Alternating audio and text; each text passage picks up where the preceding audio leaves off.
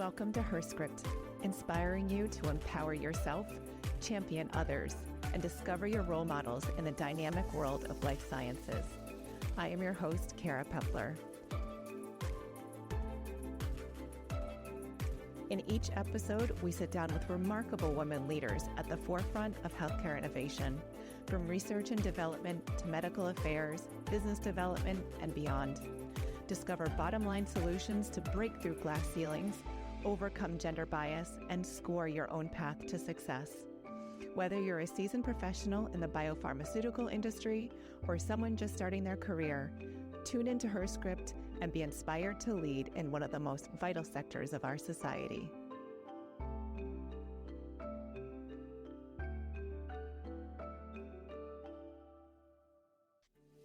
Today, I have the distinct pleasure of hosting a true luminary in the field of immuno-oncology and immunology. Dr. Elicio McNeil received her PhD in immunology from Emory University and was a postdoctoral fellow at the University of Minnesota. She received training in some of the most distinguished laboratories, which helped shape her expertise and perspective. With an extensive background in both tactical and strategic leadership, she's a leader in translational medicine and has extensive experience in the development of prophylactic and therapeutic vaccines, biologics, and cell therapies, particularly in oncology and in infectious disease. Her impressive achievements extend to her involvement in the successful submission of a BLA, leading to the licensure of Trumemba, an FDA-approved vaccine for meningitis B. Currently, Lisa is the Vice President of Translational Medicine at Elicio Therapeutics and is helping to develop a therapeutic cancer vaccine for pancreatic cancers that's in phase 1-2 clinical trials. Not only is Lisa a seasoned high performer, she's also a dynamic team leader. Her exemplary communication skills have been integral in her leadership role in the office and as a previous Boston Director of Programs for the Healthcare Businesswomen's Association. So without further ado, it's my honor to welcome Dr. Elicio McNeil to the podcast. Welcome. Thank you, Kara. I'm very excited to be here. I am very excited to have you. I've been thinking about having you as a guest for a while, and I'm really glad that we were able to make this work. I'd really like to start our discussion today with a little bit of self-reflection. So the first question is, what are your core values that drive you to be an effective and approachable leader? I would say for me, definitely curiosity and passion. I'm always questing for knowledge. A strong work ethic is really important, as are teamwork and collaboration, and I think being open and honest. Those are all solid core values. I think curiosity is one that really continues to come up a lot for leaders. I think being curious and taking that next step into the realm of asking sort of that next question, that further question, or that question that maybe no one's asked or felt comfortable to ask, that's huge for leadership core values. So I really like that. And passion, you wouldn't have gotten to where you are today without the passion that you have. So that's amazing. Did you decide on these core values at some point in your life, or did you just happen to discover them? How did they come up for you? Yeah. Curiosity has definitely always been there. I think that's why I became a scientist, because I always, wanted to know why behind everything. The strong work ethic definitely came from my parents. I watched them. They both worked really hard their whole life, and they instilled in me that strong work ethic from a very young age. But I think for the others, I definitely discovered them as I grew as both a manager, a leader, and a scientist. I think they're constantly evolving. So openness and honesty are definitely values that I acquired probably more recently. But I think that's the cool thing about being a manager and a leader is that you should always be evolving and continuing to grow and develop. It really never ends. So I expect if we have the same conversation in 10 years, I might have different values. That makes sense. I think being a leader is not someone who's static. You have to be adaptable and adapting sort of your style, but also as you learn and grow, you accumulate more information that helps to guide you, and that also shapes those core values. So that makes total sense. All right. So let's talk a little bit about role models. I'm imagining that you've had to have some sort of role models at some point in your life. Um, I like to think that finding a role model can be like looking at a fashion magazine to get really a sense of the color and combination of styles of, leadership or just people in general that you emulate. Sometimes you see styles that are definitely not what you want. Sometimes you see styles that you combine and you get the right style. And sometimes you see a style package that's, all you. Um, so taking that from style to role model, is there anyone that's inspired you to be your best self, whether they're the anti-role model or the traditional role model? Yeah, I've definitely had both the traditional good role model and the anti role model, and I think both of them are very important to kind of shape me into who I am now. So first, I definitely had managers in the past who I didn't always look up to, and I sort of strove to do the opposite of with my own dark reports of what they did. So these managers generally didn't really make me feel great about myself. So it really seemed wrong to treat people that same way. I remember the first time I actually ever learned about being a manager, I took this DISC assessment. I don't know if you're familiar with the DISC personality. It's there's four different managerial styles. There's dominance, there's influence, steadiness, and conscientiousness. And this has really kind of made me think outside myself and look at that. And when I learned about this, they said the best managers take a little bit from all four. So they're really kind of constantly adjusting their styles. And I learned that my managers at that time were strictly dominant. So they were really one and they dug into it. And it was kind of like this was there's only one way to do it. It was their way. And they tended to rule more by fear. Um, and, if you don't get this done, then there's going to be repercussions. And they really made me feel small. And so one of those managers actually once told me that I should never apologize, never, apologize if you've made a mistake, and never be friends with your team. And so I did that for a while because, this was a manager, I was getting some advice, but I really felt disconnected from my team and I felt inauthentic to myself. And so when I tried my own way, actually owning up to my mistakes and saying, oh, I messed up, let's do it this way. And when I laughed and was friendly with them, I connected better with the team. We got along better. They laughed back. It was easier to work with them. So I think kind of muddling my way through those earlier experiences with kind of the anti role model sort of helped improve my leadership style. But the best role models for me, I think, were actually what I learned from my peers and my colleagues. So, I looked at people who are at my same level and looked to see how they were interacting with their teams. And I took inspiration from that and then tried to adjust my styles from them. So I really do credit a lot to colleagues, who are at the same level as you. So I feel like, we're in the trenches together. And I said, well, wow, their teams get along really great. Why are mine not? Well, I'm not being friends with them. So let me adjust that. That's great. And I really like how you took that to the next step, right? So you saw role models and you said, how does that apply to me? You sort of went inside, you took an authentic view of yourself and you said, how can I adjust based on these role models? So, it really is kind of coming full circle from like what you really like to see to how you really want to emulate that. I love that. Yeah.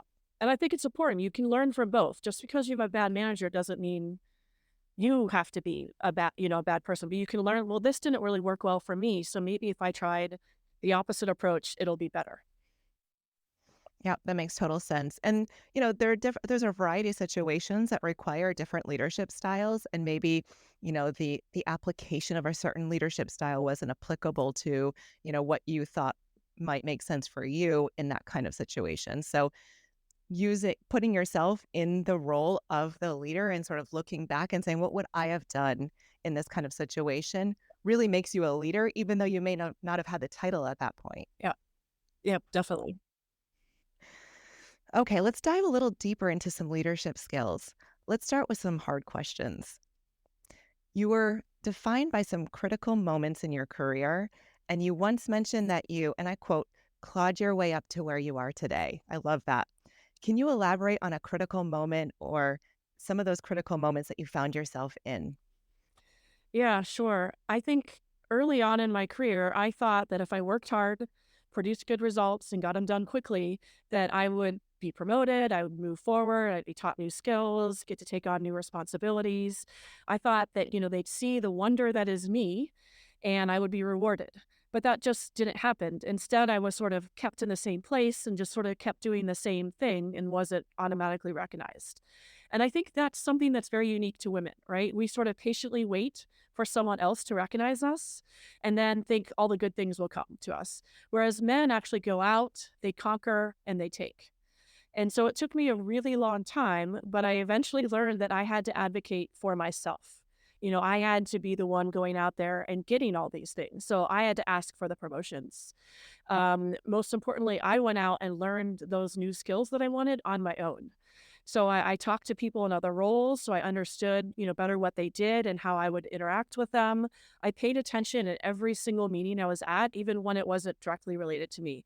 I looked at how others were leading the meetings, how they strategized, how they included other people. I went to my managers at the time and asked for more responsibilities with very specific projects in mind.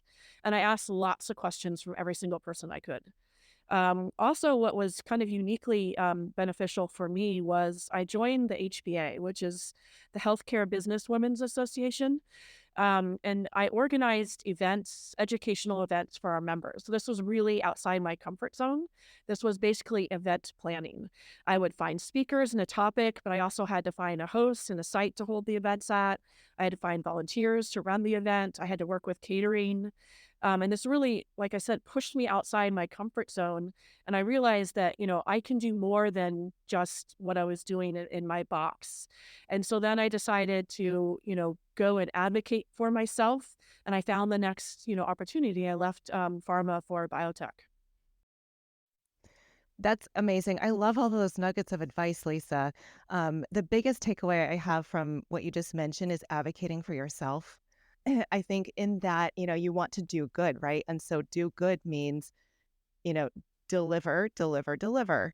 And when you continue to do that and you don't necessarily see a change in your role or, someone else advocating for you, then I think that then you go introspective again and you say, okay, well, what do I need to do next? There's got to be another aspect to this. How do I broaden my own skill sets? And advocating for yourself is probably one of the biggest takeaways here.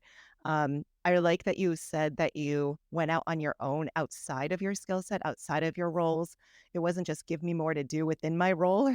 And you also went to the HBA. Um, and I guess third, you said took, you asked for more responsibilities from your manager. So you're saying, I want to alleviate you of these responsibilities. I'm capable of taking that next step. Yep. Yeah, exactly. And it was very helpful for me. And I realized that no one else was going to think about me as much as I was. So I had to be the one putting my name out there and making sure people knew who I was and what I was doing. How are you defined by these pivotal moments that you found yourself in where you had to advocate for yourself? Yeah, I mean, like you said, I clawed myself up to where I am today because I believed in myself. I mean, but it took a long time to get here. I did not get to where I wanted to be 2 or 3 years outside of graduate school. I wish I had made a lot of these realizations earlier in my career.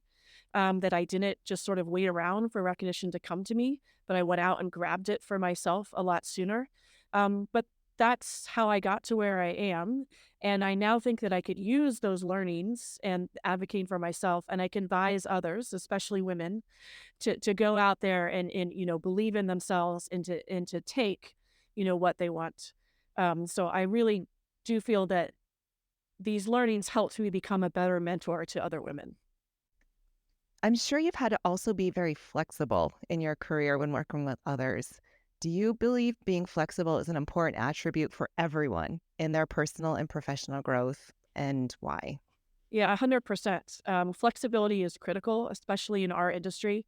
There are so many forces that are working to derail your progress. Does your company have enough money? Is your clinical trial failing? The revolving door of employees, changing company priorities and projects, new technologies coming on the scene all the time. If you can't quickly adjust to the changes, you'll be left behind. And I also, along those same lines, think that flexibility is very important as a manager, which is something that I had to learn. When I talked about those disc styles, four different styles, I have to adjust my style for each one of my reports. I take time initially getting to know them, and then I continually change how I interact with each person to find the best fit. What do they respond to the best? Some people might need a more hands-on approach, whereas others might perform better with, weekly check-ins, but, more hands-off. I've managed a lot of people over the years, and no two relationships have ever been the same. So I think flexibility is critically important to being what each report needs from you to be a good manager to them. Being flexible, I like that you talked about the flexibility in your organization and having to sort of be adaptable in that way, um, but also flexibility in your interpersonal interactions. I think that those are really two critical areas that you can learn more about yourself. I also think in my experience, being flexible also helps to build self confidence because you are entering into new realms that you have to adapt to. With that said, do you have any advice on how to build and maintain confidence in the face of adversity, challenges, needing to be flexible in those situations? Yeah, I mean, the flexibility is really important here. So if you can't lead through challenges, then you're just not a very good leader. It's easy to be a manager or a leader when everything is rosy, the company is doing well, funding is good, the data is great. You really find out how you are as a manager when you go through adversity. When things fall apart, are you strong enough to try and hold, what remains together, or are you also going to crumble? I've unfortunately been through several layoffs over the years, and it's really hard to let go of good team members, but it's just as hard to motivate those that are left behind. And I found that me falling apart isn't really helpful for the team.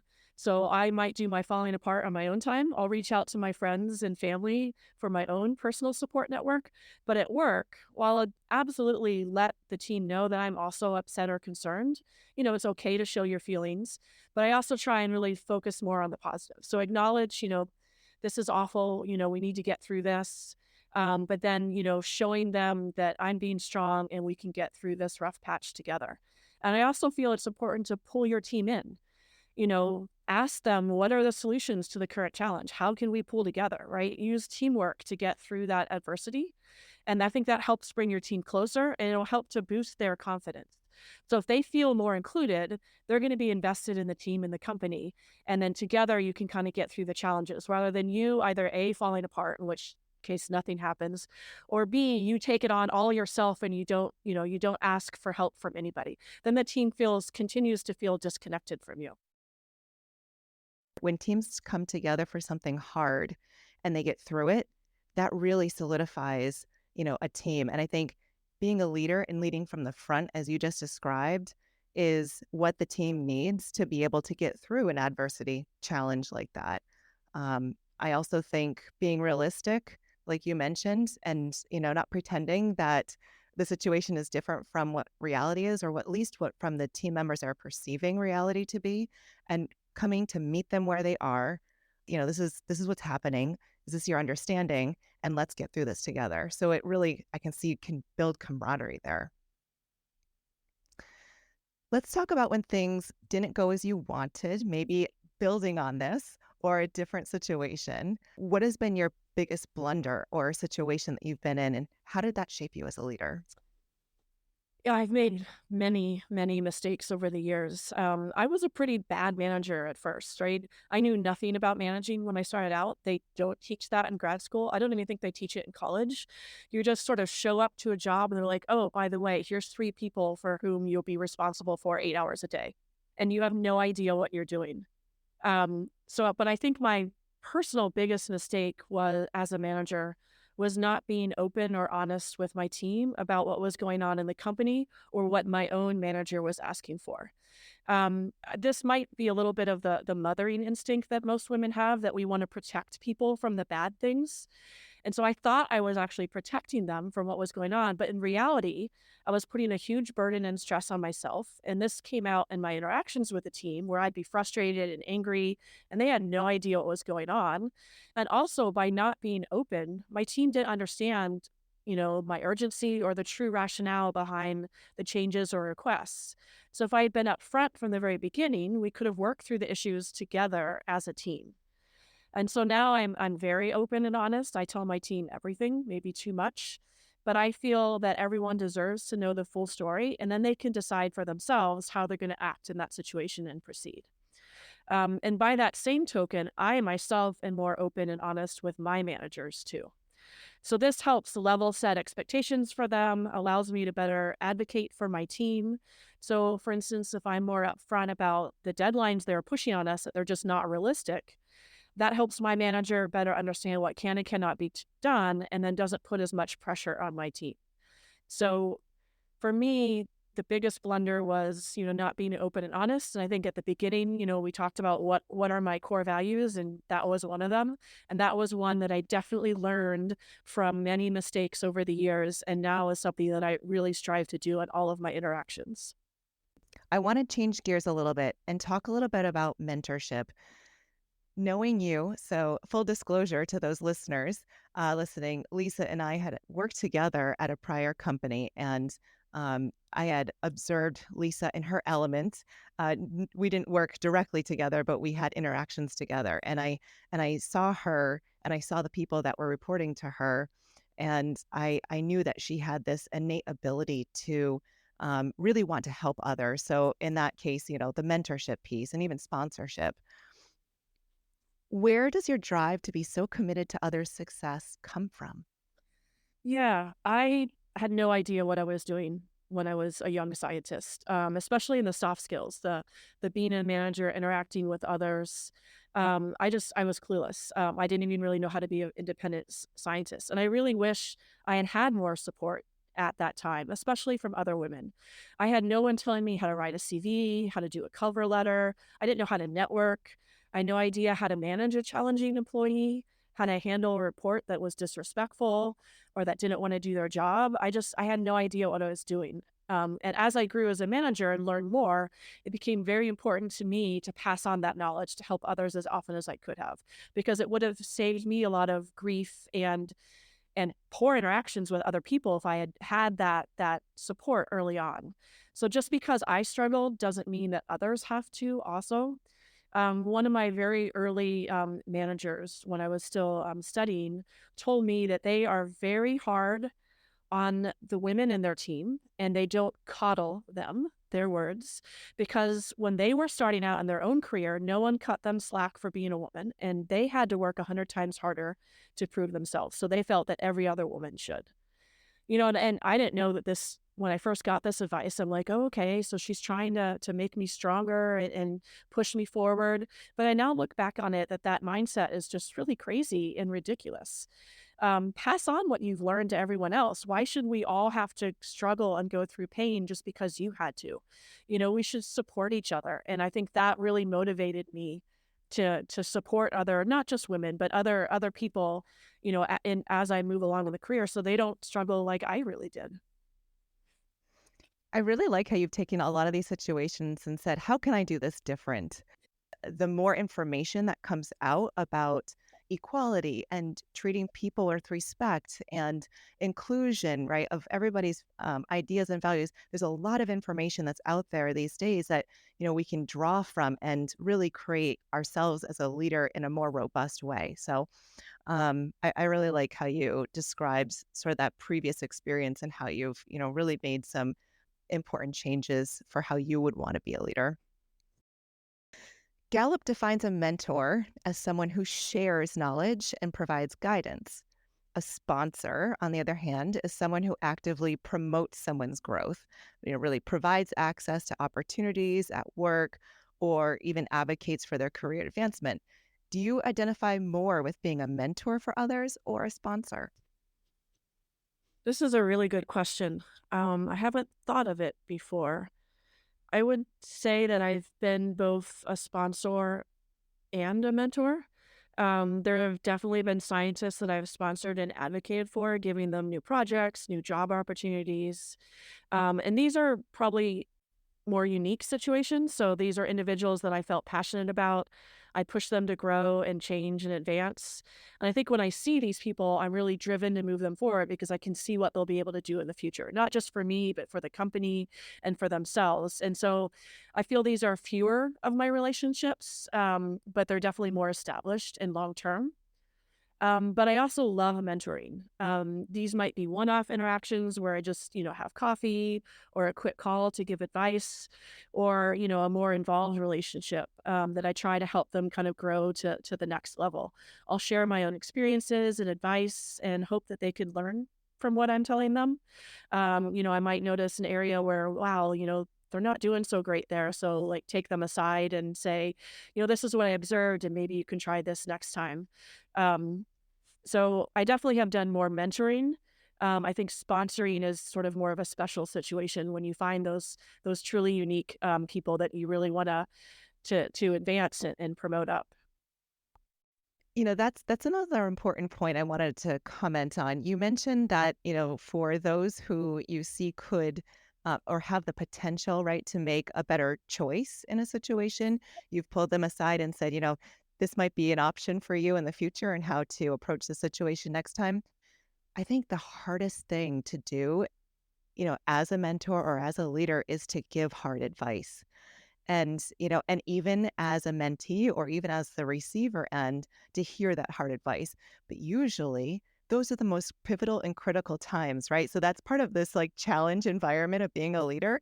And this is sort of maybe the softer side of that challenge is providing hard advice back, but knowing when to give that advice and knowing when it's going to be received appropriately, I think is really important. It's kind of having that EQ, right, to understand when that might be well received. Yeah, definitely. I I think that you get more from mentoring from those harder conversations. I mean, being told you're fantastic and wow, you're so good at this, that's not gonna you're not gonna learn anything from that. But being told, wow, like I observed the way you were in that meeting and you really, you didn't even listen to this person's ideas. You need to be more open. You're gonna learn more from that. So in my point of view, mentoring relationships are more about the hard stuff, about those difficult conversations, but that's where you're really gonna grow the most. What qualities do you believe make a great mentor? We've discussed a lot of them here. Maybe you can summarize that a little bit. Well, definitely listening to them, honesty, and along with that, not being afraid to give the difficult feedback. So, being open and honest with your mentee so they can progress in their growth. You need to love teaching. So you need to be able to love to spend time with someone because it's not really necessarily going to help you. It's helping them. But spend the time to dig down into the weeds and pick apart why they're doing something. And if you don't enjoy that, then you're probably not going to be a great mentor.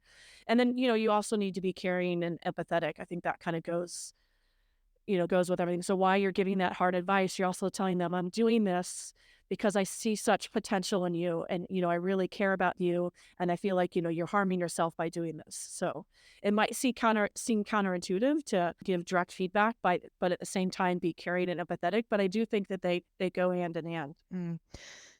And really, I think you said, it's really outside of yourself. That's the benefit. You're seeing somebody else grow. It's kind of like, building a garden, right? Watching your seeds grow into something that's fruitful in the end and being able to harvest that. I don't know if you're harvesting anything with mentorship, but being able to be really, super excited to see something grow from, this tiny seed into a really mature, example of what you've been working with that person to be. I really like that. How did you identify your own mentors? Do you have any practical advice? Um, by accident, I think.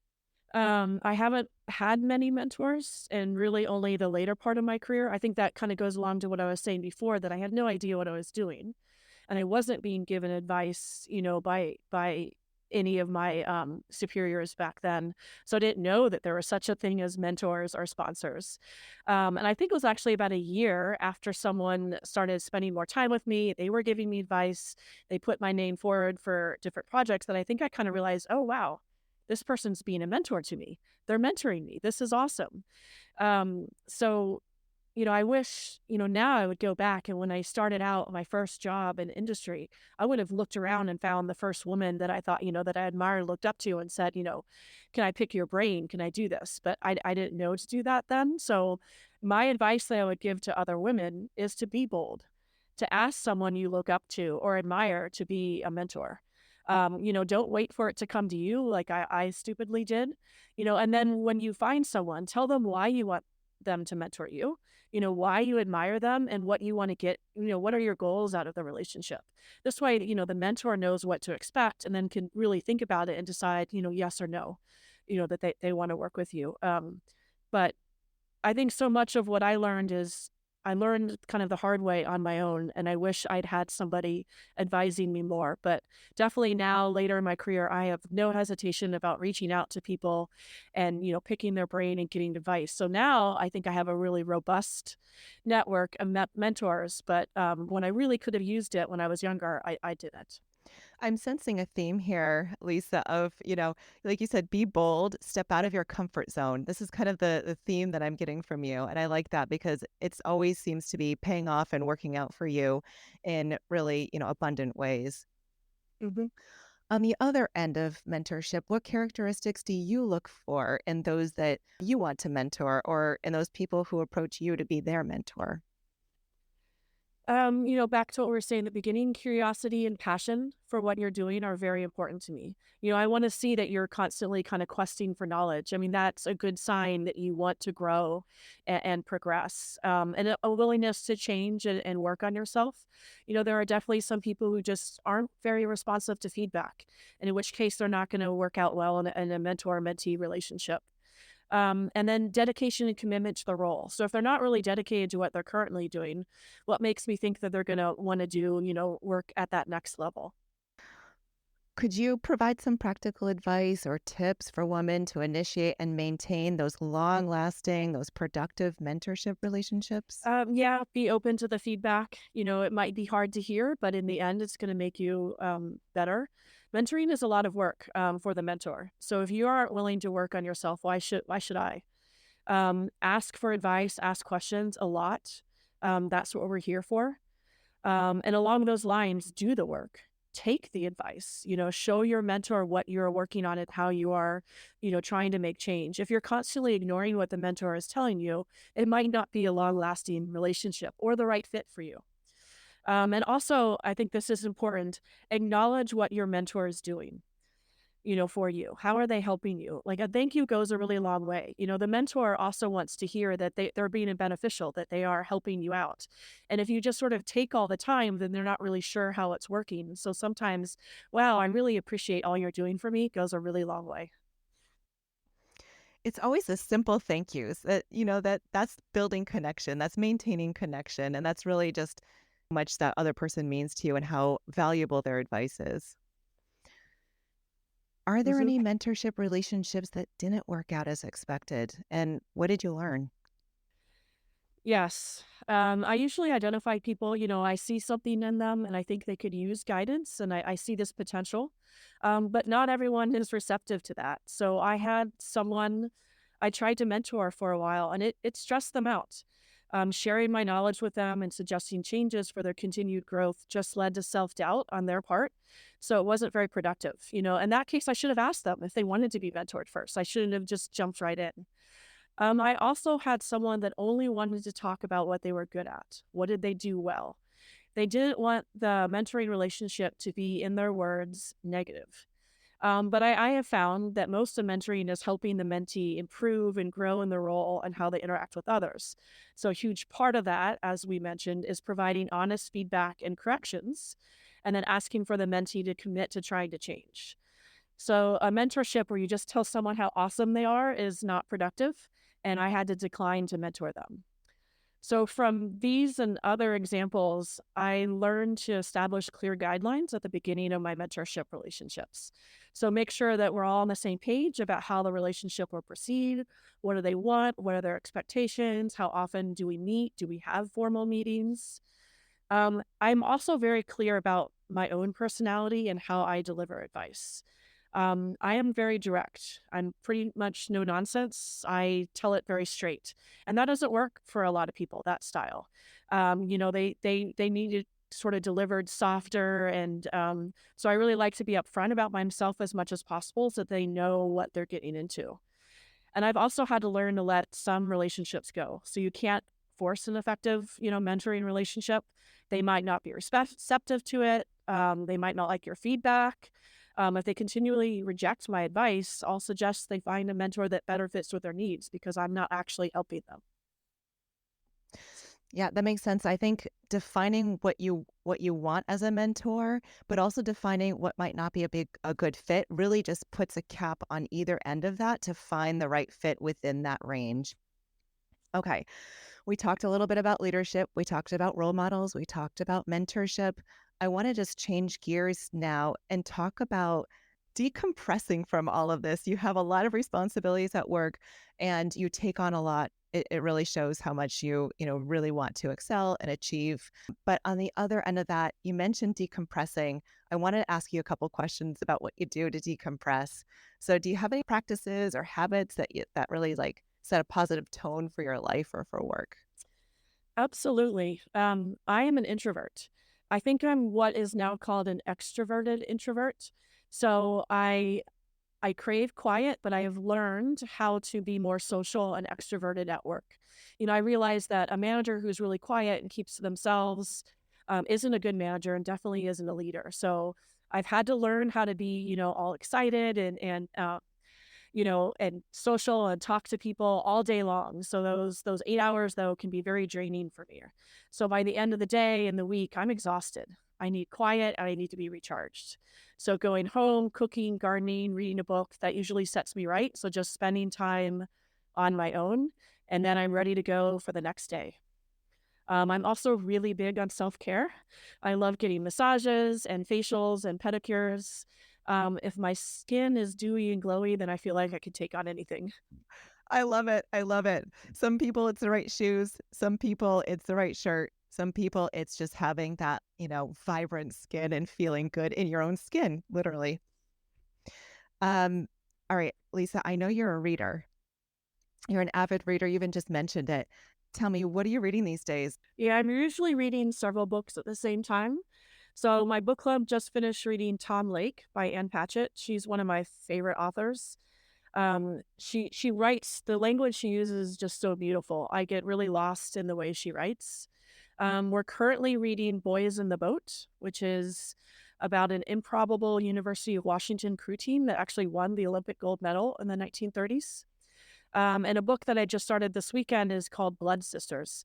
It's a mystery about a Cherokee archaeologist investigating the disappearance of Indigenous women. It's sort of taking me to a place and a culture that I don't know much about. So it's suspenseful and I'm learning at the same time. So I'm really enjoying that book. Oh, that's incredible. I love that you're taking on 3 books at once. To me, that sounds stressful, and to you, it sounds relaxing. I love the differences. Okay. So you are VP at Elicio. Tell me, what's next for you? What are your career aspirations? Um, I will continue to mentor and provide advice for women and men whenever I can. I really get excited when I get to reach out to people and excited to see where they're going to go. And then personally, I'm really hopeful that Alicio's cancer vaccine for pancreatic cancer patients continues to advance and eventually gets approved. There are very limited options for these patients, so it's my work in the science and vaccine space that really keeps me going. Now for just a couple of fun questions. What is the most embarrassing fashion trend that you tried to rock at some point in your life? 1980s perm. The really, really, really tight curls. I had like shorter hair, and it was just this giant halo around my face. It was awful. And at the same time, I had the bangs. The bangs that you would hairspray so they would stick about a foot up. Oh, Awful. Lisa, I hope you can provide a picture of this some point. No, Maybe we can make all this evidence, public. all evidence has been erased. All right. So, if you could instantly become an expert in something, what would you be an expert in? Wow, that's a fun question. Languages. I wish I spoke more than one language. Um, I only know English. I took French in high school, but can barely understand it. But it would be really great if I could understand everybody in the world, Mm. especially at work. I love how diverse our industry is, and I'll hear lots of different languages at the lunch table, and I feel bad that I don't understand what's going on. So if I could instantly learn every language, that would be a super awesome superpower. I think I'm going to steal that one. I really like that answer. All right. So we're really at the end of the show today. I'd like to just see if you would like to make any shout outs today to anybody that you've worked with in the past or that you are currently working with that have been important to you as a growing and budding leader in your career. Yeah, I would love to. I would love to first shout out Pam Carroll. I think she is probably the first person that I really identified as my mentor.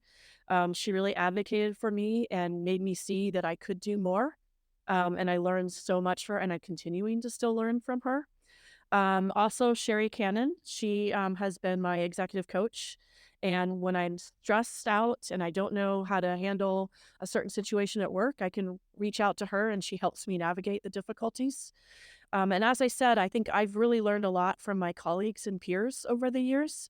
Two in particular I'd like to shout out because I've known them both for, 10, 20 years now would be Shannon Harris from Pfizer. She's now left. And then also Alita Miller. Just learned a lot from both of these two women over the years. I love it. Well, we've had such an energizing and insightful conversation today. I am so glad that you're able to join this podcast and talk to our listeners, talk to me. Lisa, thank you so much for joining, and really hope that we can reconnect again soon. Thank you, Kara.